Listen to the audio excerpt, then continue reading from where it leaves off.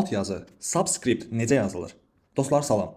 Bugünkü dərsimiz Word sənədində altyazı necə yazılır ilə bağlıdır. Bunun üçün mən sizə 3 metod göstərəcəm. Və bunlardan 3-cü metod olduqca rahat və sizin öyrənməniz gerəkən ən önəmli metoddur.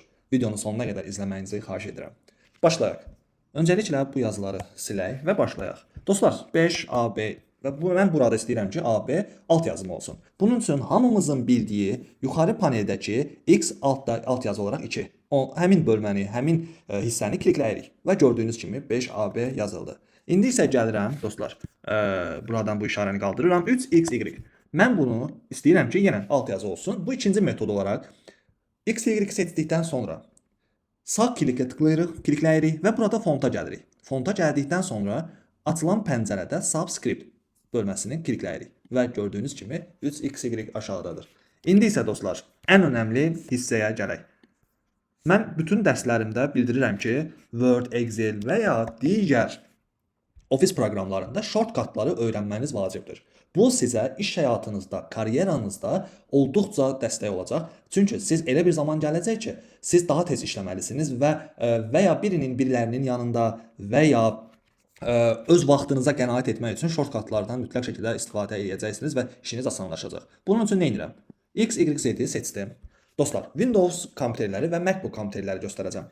Windows kompüterlərdə XYZ seçdikdən sonra Ctrl və bərabər işarəsini eyni anda klikləyirəm və avtomatik aşağı hissədə yazılacaqdır.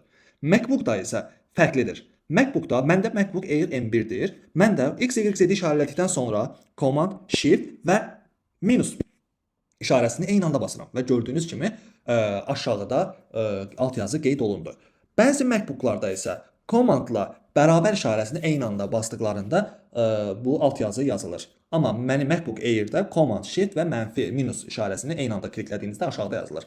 Belə dostlar, bu qədər sadə, bu qədər bəsit alt yazının 3 metodunu sizə göstərdim. Sizlərdən tək istəyim, tək xahişim videonu bəyənməyiniz və kanala abunə olmağınızdır ki, və zili açmağınızdır ki, bütün videolarım sizlərə anında gəlsin, bütün videolarımdan xəbərdar olasınız və həm də mənə dəstək olmuş olasınız. Bunlar bəzilərinizə olduqca adi, asan gələ bilər dostlar, amma mən sıfırdan başladığım üçün, hamıya xitab etmək istədiyim üçün hər bir iş həyatında, kanalın adından da məlum olduğu kimi karyer alətləri iş həyatında lazım ola biləcək hər bir biliyi sizə verməyə çalışıram, çalışacağam da bu səhifəni aktiv tutmaq istəyirəm. Ona görə sizdən tək xahişim mənə dəstək olmağınızdır. Belə dostlar, gələn dərslərdə görüşənədək.